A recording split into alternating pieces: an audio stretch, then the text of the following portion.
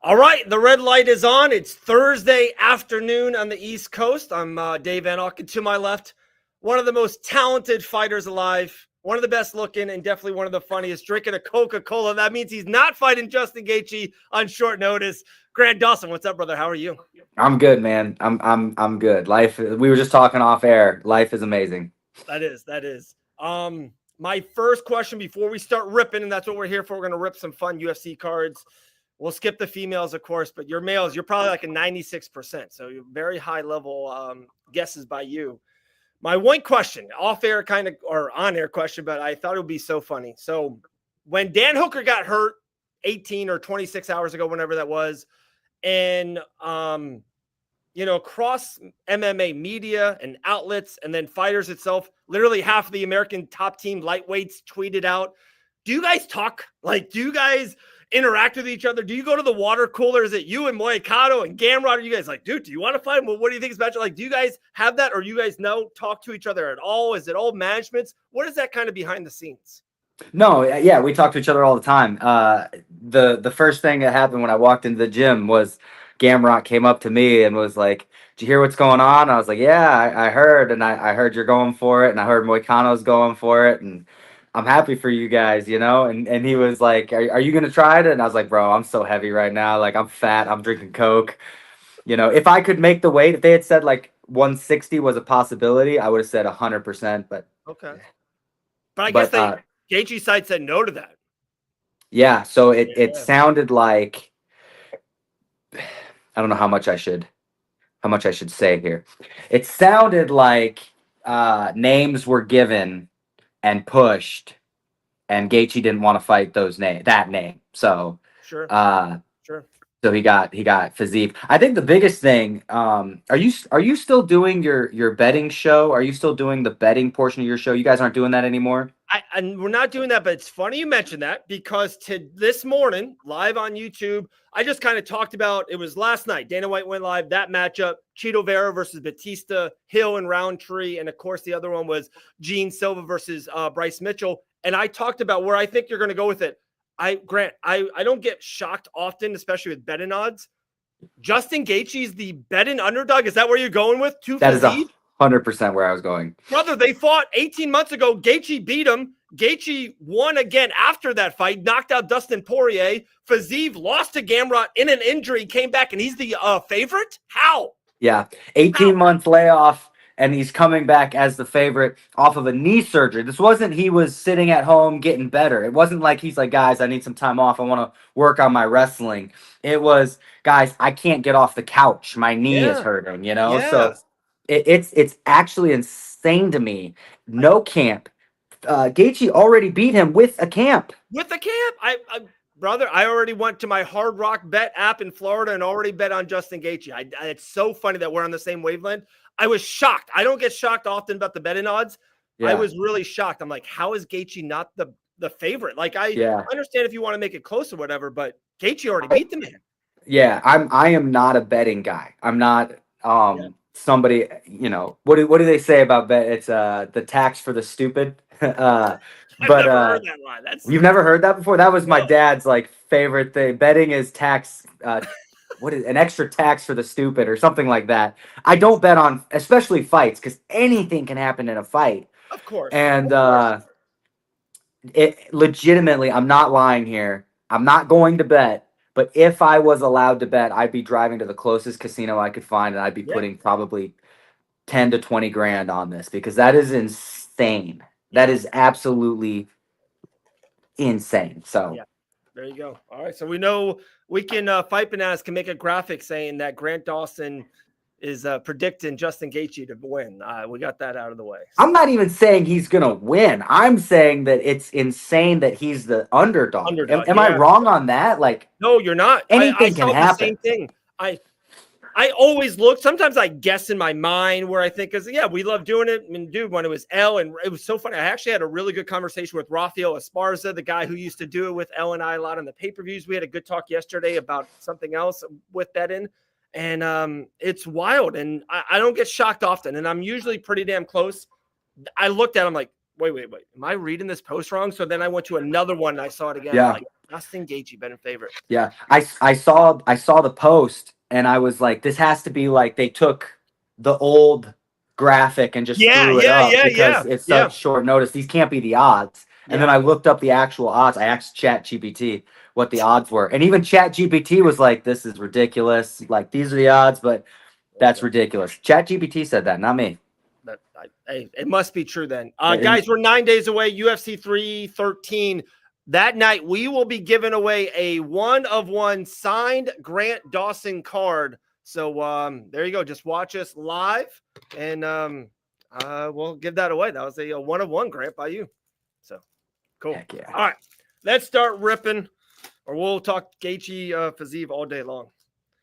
Are we doing everybody? Are we skipping the women? What are we doing here? Yeah. I'll if it's not Amanda or Kayla Harrison, I'll skip. Okay. So all I have to ask is this a female fighter? Yup. Okay, I got a 50-50 shot. You got a 50-50 shot right off the rip. All right. This is a fun one off the beginning. I like this. It's funny to say that my first hit. He's already in the UFC Hall of Fame. He's a featherweight. He just had a really good win, probably a couple months ago, an upset win. This featherweight. He's already in the Hall of Fame. Yep. So I was thinking Jose Aldo, but then you said featherweight. I think Jose Aldo beat him once or twice, I believe, in WEC back in the day. I believe. An all-timer, West Coast guy. I'm going through Jose Aldo's wins in the WEC now. I think he beat. It's not Uriah Faber. No. In that era. And Yeah. he's still going strong. That's why he was an underdog, and he had a really great win, and everyone thought he was going to retire, and he didn't, because he's like, dude, I want to keep going. I love it. Who did he fight? Billy Q. Oh, Cub Swanson. There you go. There we go. There you go. My bad. I wasn't even thinking about him. Nailed it, right? Because he was in the Hall of Fame because of the fight with Kim. Yeah. All right. This is a good one. This is someone that the last time you and I did a card break, we talked about him. Millions made a video about it because you were very strong about this guy could go down as the greatest bantamweight fighter of all time. Aljamain Sterling? Nope. Merab? Yes. There we go. Remember last year, because it was before that Umar fight. You're like, dude, if this guy beats Umar, like this guy keeps winning and women. Dude, I'm kind of like, who's gonna beat this guy? No one. Yeah. I'm so high on Merab right now after seeing the motor and the comeback of Umar, because Umar did have a good round or two. I don't think anyone beats him until he kind of falls out of his prime. He's a machine. He's a machine. Grant, great question here. They go, how cool is it to have your own trading card? Yeah, it's pretty awesome. I'm not gonna lie. I just want to get into the damn video game now. That's the last little box on my thing. But no, having your own trading card is super cool. When I first got signed with Panini and I was signing all these cards, I sent a picture to my mom and I was like, "Do you ever think you're gonna have a son that has his own trading card?" Like, it's pretty cool. That's pretty cool. That's a good one. It's so funny you said that because I saw another fighter this weekend who was getting scanned to be in the game. And I saw it. And I go, how the F is this person getting in the game? And my boy, Grant Dawson, what are you, 10-1 in the UFC? Something ridiculous. 11-1. What is it? 11-1-1. 11-1-1. Like, that's the most insane thing ever. And this person, you're gonna kill it. You're gonna hate it. No offense. I mean no disrespect. The person was Andrea Lee, who's literally lost 5 out of her last 6 fights. She's kind of getting the end of her career, and they're like scanning her. I'm like, why are you scanning Andrea Lee? Yeah, I'm not. Let's not talk about Andrea Lee. I'm not a big fan of Andrea Lee, and I'm gonna get canceled if I start talking about her. Moving on. Next card. He's a featherweight. And my hint to you, I think we've talked about it before, I think he had the greatest walkout in UFC history. It was like one of the greatest moments ever because of the walkout. Is this Conor McGregor's walkout? You said featherweight, right? When he fought Chad Mendez and they had his singer singing live. I thought that was super cool. That was really cool. This one was the only like really cool walkouts is that, and then Izzy. But you said featherweight. Dude, people were crying during this Oh, walkout. I got this. I There you got the Korean Zombie. There we go. My Korean bad. Zombie. Yep. That was one of the greatest walkouts ever. Amazing. Amazing.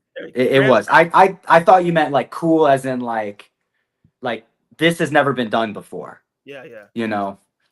But I thought that was really cool when Conor McGregor walked out and hit, was with the they got spotlight on him. the girl to Yeah, come Sinead sing O'Connor. his song. Yeah, that was super cool. that was cool. And I think he fought Chad Mendez for that one, and Chad got his song too. On 2 weeks' notice, or 10 days' notice, because that was going to be the Aldo the first time, and he got out. All right. This fighter is fighting on UFC Kansas City in his retirement fight. Just announced. What's the weight? Light heavyweight. Oh, jeez, I'm not gonna get this. He's on the ESPN desk now.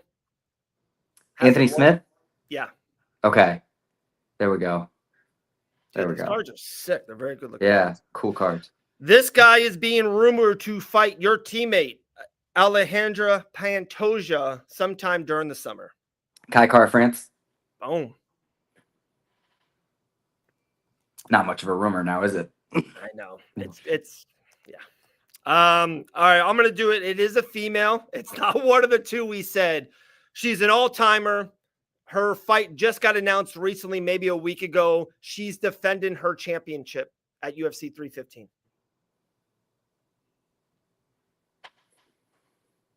An all-timer. Yeah, one of the greatest ever. She's a champion. Yep. Is it Shevchenko? There you go. Who's she fighting?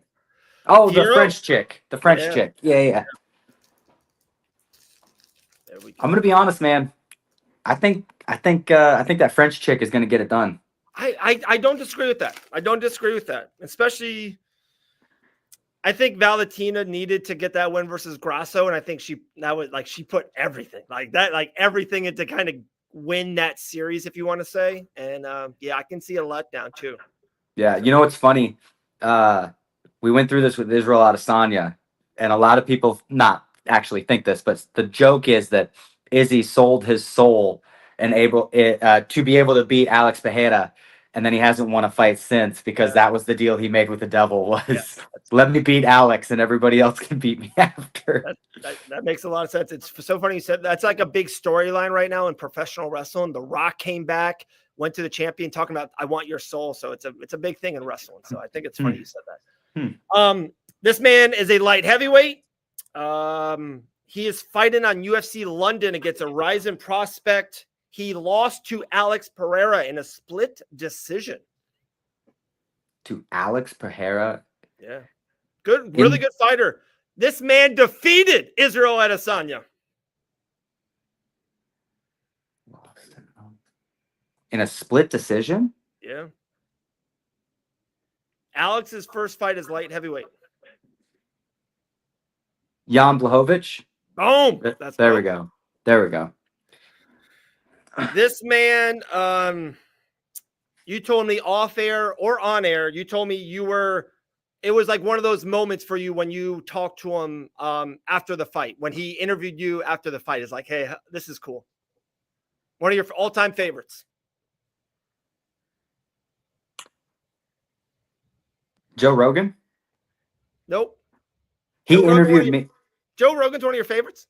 No, but you said he interviewed me? Yeah. Inside the octagon at the Apex, and you're like, hell yeah, Dave, that was cool talking. Oh, DC? Him. There you go. There we go. I was like, dude, who interviewed me? Okay. DC. Yeah. DC's the man. All right. We're not going to do a straw weight fighter who just lost to Weili. Strawweight fighter who just Tatiana Suarez. Boom. There you go.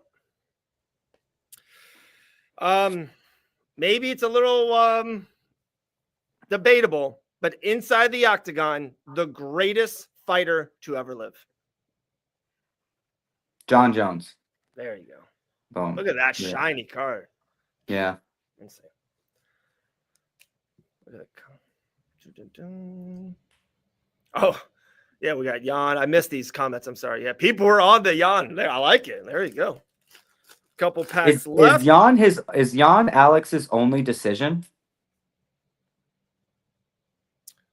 He had a decision with Bruno Silva That's in right. the Apex. That's early. right. His second UFC fight, wasn't it? Yeah, second. Yeah. Yeah. But yeah, you're right. Other like this run, killing. That's another one. I get the Ankalaev thing. I do. I understand. He is a tough challenger, especially for Alex.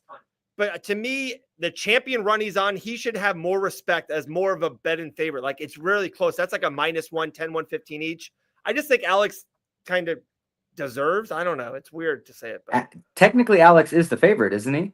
It's just you think it should be bigger. Yeah, I think it should be bigger, but it's very slight. I think it's like 110, 115 each. Like it's a pick 'em now. Does the wrestling of Ankalaev kind of like say your kid's life is on the line? Who are you picking? The younger Russian wrestler? No, Alex. If my kids are on the line, I pick Alex. Dude, really? I have a bad taste in my mouth for the Ankalaev versus Jan fight. Like Ankalaev should have won that fight. Like I feel like I hate to say this. He doesn't have the killer instinct. Like he's just, brother, get it done. Yeah. Like me and Elle talked about it. You know me, I'm a big Brendan Allen guy. After watching that fight, I'm like there has to be something in you to be like, no, I'm winning this fight. I don't care how. I don't care if I'm throwing short elbows. Remember Uriah Faber broke both of his hands. He's throwing short elbows. Like he just has that thing. He'll do whatever it takes to win. Like Ankalaev was like, oh yeah, I might draw with Jan. I don't know. Like he just doesn't have that. Yeah. And then like getting submitted. And look, you know, I don't have anything against guys that tap or anything like that, but like having round awareness is huge. He gets submitted by Paul Craig with 1 second left, and it wasn't like if it was an arm, I'm like, okay, yeah, I get that. Like it's a quick tap. It's like, oh God, don't break my arm. Right. But it's a triangle choke. Yeah. Like, dude, and you gotta, and he heard the clap, like, or maybe he didn't, but you gotta know the round's almost over. You gotta try. It didn't even look like he won it. Like he tapped quick. Like yeah, I totally agree. Like, I mean, there's just something not there, and that guy's going to beat Alex. Like, no, like I just you think it's a mental thing. Yeah, right. He's probably he's a better mixed martial artist than Alex Pereira. Like he's better, but Alex is a killer, brother. Killer. Yeah. Talking about a killer, I believe he has the most heavyweight knockouts in the history of the UFC. Derek Lewis. Yeah, boom. Talking about a killer, this guy's a light heavyweight. He's a samurai. He's lost to Alex twice. Yuri Prohaska. We are rolling. Ooh.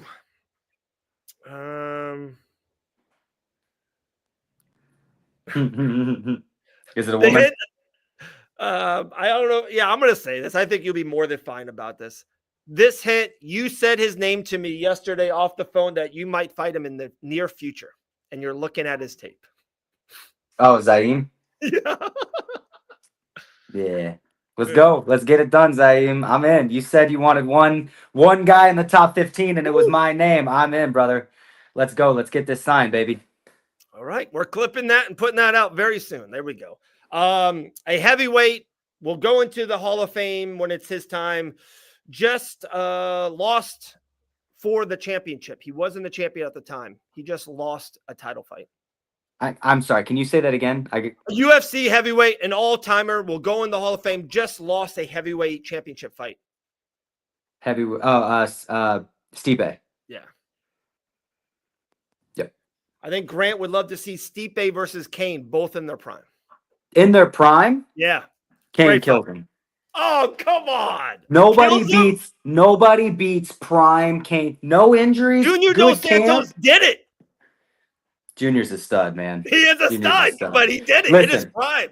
Listen, Junior, in his prime, clipped him.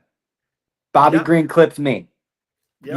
You saying Bobby Green's a better fighter than me? You saying Bobby Green's if me and Bobby Green fought 10 times and your kids' lives are on the line, you're picking Bobby Green all 10 times? I don't think so. I'm picking you 10 times out of 10, and maybe Bobby Green clips once, but I still think I still thought you were going to win that fight. Can get at a heavyweight, anybody can get clipped.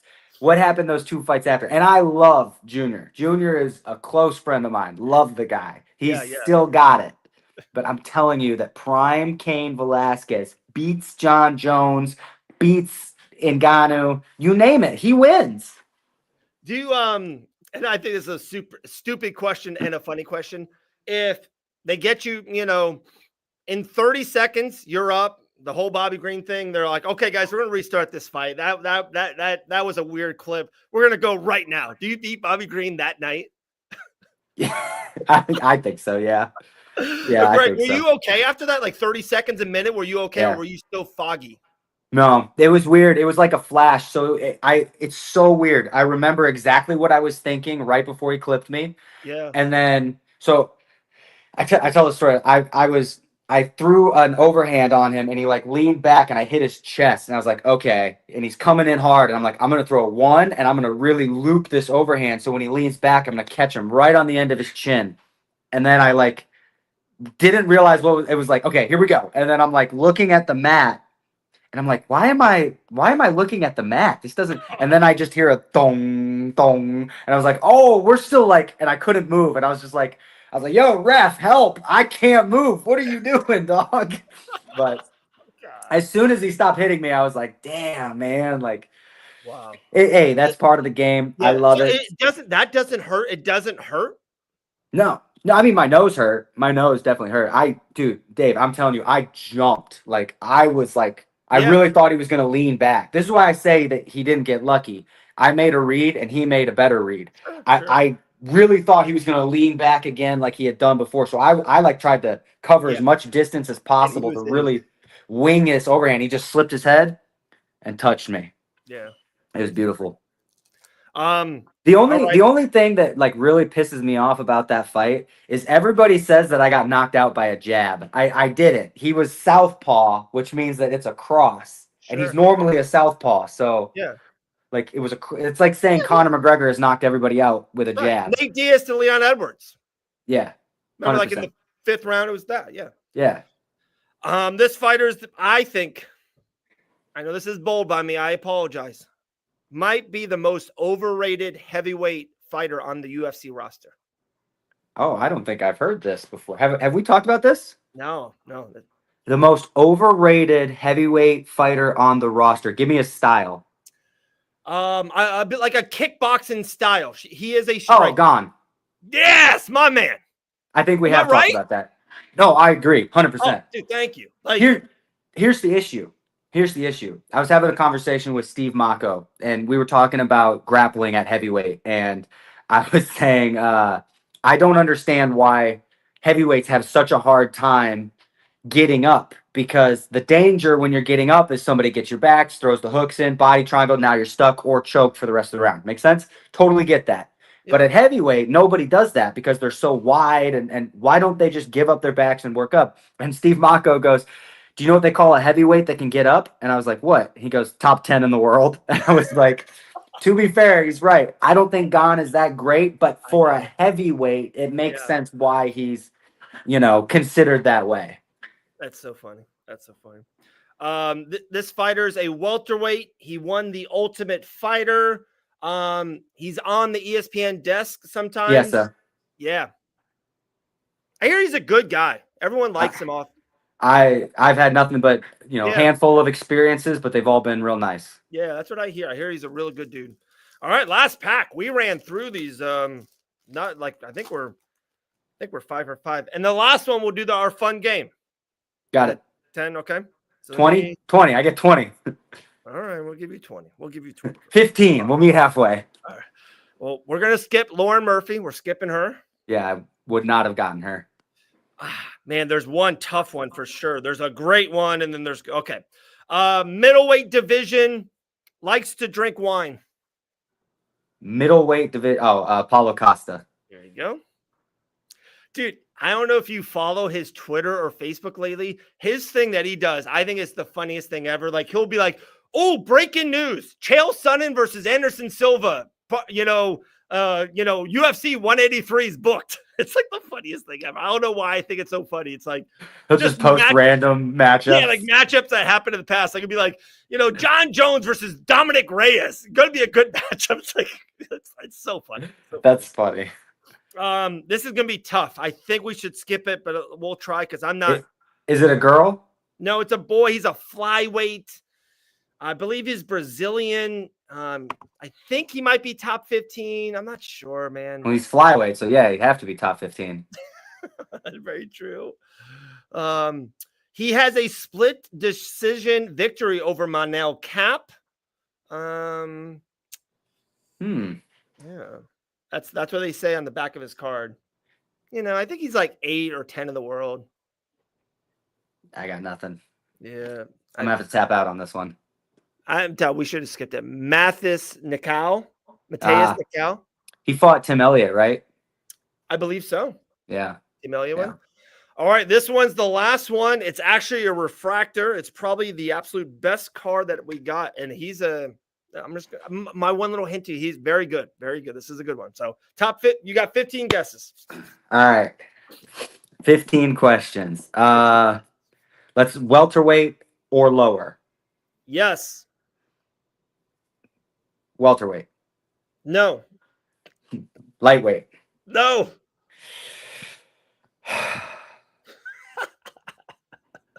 Featherweight. No. Bantamweight. No. Jeez, 5 questions. Okay, so he's a flyweight. Yes. Top 15? Yes. Pantoja. Look at that. Look at how that's like a rainbow refractor. Pantoja. 6 questions. I'm telling you, one of our favorite interviews we ever did on the show was Pantoja. He was unbelievable. Yeah. Yeah, he had a good interview. He's a good guy. I have a video of him saved in my phone, and he was just talking about like when he won the belt, and I don't know the whole story, but I guess he grew up without a dad, and he was like, like, are you proud of me now, Dad? And I'm very, very close with my father, and so like that, like I was like tearing up. I'm like, why am I crying? I grew up with a dad. I have a dad. My dad's great. Like, why am I tearing up? It's a good. I think it's a man thing. I think if you're a good man, a father will always, that definitely touched me as well. So hey, when you beat Islam in 2026 of February or January, that first fight in the Intuit Dome, you already got a win there. You feel comfortable there, and you can say that same speech. But I know my dad, and I know my dad's proud of me. I know you're proud of me. Yes, he's right there.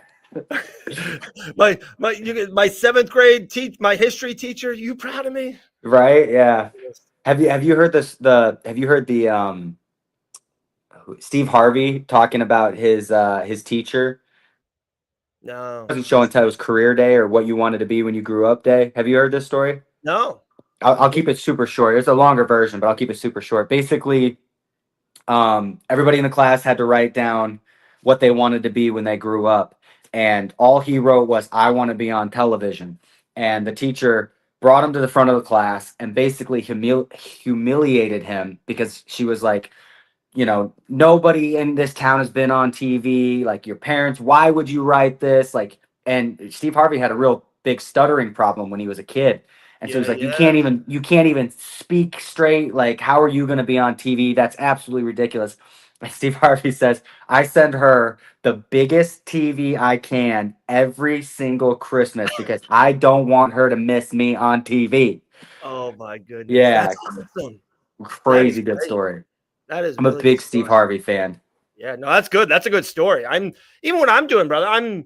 I was 35 or 36 years old when I started this, right? Family, everything like people don't do that. Like, I see all these young like guys in the MMA media space and they're doing great stuff. I'm proud of them and I root for them, but they're 20 or 21, nothing to lose, no college, no family. And they're traveling, doing all this stuff. It's like, I had a great career, 35, 36. I'm like, nah, don't want to do that anymore. Like I love doing this and somehow making it happen. One fun last question for you. We'll let you run, brother. They go, Grant, thoughts on Pitbull versus Yair Rodriguez? Yeah, I got to take Yair Rodriguez. I do feel like they're doing Pitbull a favor in a sense of like there are way tougher matchups. Yair's a striker, not great wrestling. I could see a path to victory, but if you put him in there against like Mofsar, I just don't see a path to victory. I don't see a path to victory against Diego Lopez. I know he's fighting for the belt, but I'm just Yeah. throwing out names right now. Like if you want to start him at the top, Yair makes sense. The only It's a great matchup. It's a great closer matchup. the only closer matchup I could think of would probably be Brian Ortega, but Ooh, I don't think that Brian Ortega is going to fight at 145 anymore. that's what I heard too. Yeah, it's like Yeah. I don't know, dude. I'm telling you, watch if you got 9 minutes, go back and watch my Ilya moving up to featherweight. I mean, moving up to lightweight. I brought you up. I just think it's wild. Like guys like you're 11-1-1 in the UFC lightweight division. Moicano, all these guys are doing great things in the division, moving up. It's like, God dang it. Max Holloway's in my division now. Ilya Taporia is in my division now. If Ortega comes, he's like, dude, they could do Ortega versus Moicano. Like, he's not going to fight outside the rankings. Like, Ortega moves up and he's a humongous name. All that stuff's like, guys, I said this, and I got you. Are you like, guys, stop moving up to lightweight? This is my division. Like, you're making another tier for me to jump. It's not even the fact that it's another tier to jump. It's the fact that these guys aren't going to, like, they're too famous to fight guys like me. My question is, how do I, like, okay, Gaethje's not going to fight me. He's too popular. Ilya's obviously going to fight for the belt. Max isn't going to fight me. He's going to fight, somebody like Dustin Poirier or Gaethje again or something like that. These guys aren't going to fight number 14 in the world. So how does number 14 in the world get to that point? That's the question, And it's like, oh, I want to fight Beneil Dariush, and Beneil's like, no, I want to fight ahead of me. So okay, I get that. I want to fight Michael Chandler, and Michael Chandler's like, no, you don't have a big enough name. I'm gonna fight Patty. All right, I get that. Like, it's literally what's gonna end up happening is I'm gonna fight 3 more guys outside of the rankings, and then somewhere along the line, I'm gonna guess that it's Charles Oliveira needs a short notice opponent, and that's where I step in. That's how I get my title shot. I don't disagree, and also doubling on that, I do think in the next 18 months, guys like Poirier, maybe even a Chandler, maybe even an Oliveira or Islam might move up to 170. I do feel like most of those top 5 guys are not there due to retirement, due to Michael Chandler losing 9 effing straight fights in a row. Like, sooner or later, he'll be in the GFL. You know what I mean?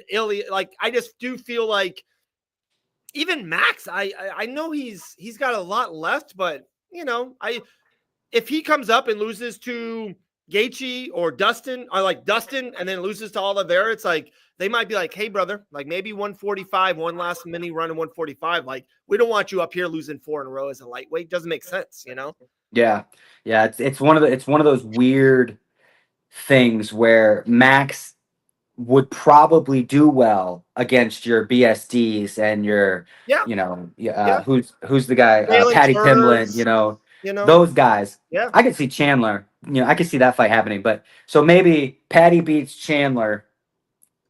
I don't know who. Somebody beats Max. They go Max and Chandler. That'd be fun. I'm telling you, my biggest call, and I think it would be one of the biggest money fights ever. Ilya moves up, fights Makhachev in July, beats him. You think he wins? No, I don't think he wins. I'm just saying big money fight wise. Gotcha. He beats him. He's like, dude, I don't want to cut the weight anymore. And Makhachev moves up. Patty submits Chandler like what he did to Green and like looks impressive. And they do that fight. Remember, they fought 4 years ago for the hand sanitizer. They have a rivalry. Ilya versus Patty, and both coming off of humongous wins. That is a big fight. Big fight. Yeah, that's huge. Talking about a big fight, UFC 313 next weekend, guys. Get yourself a free Grant Dawson signed card, 1 of 1. We will give it away during our watch-alongs. Grant, always fun time, man. We went 35 minutes. Felt like it was 4 talking to you, like always. Love it, man. Thanks for having me on. These card breaks are super fun, man. Anytime you want to do it. Dude, you're the best. I'll talk to you soon.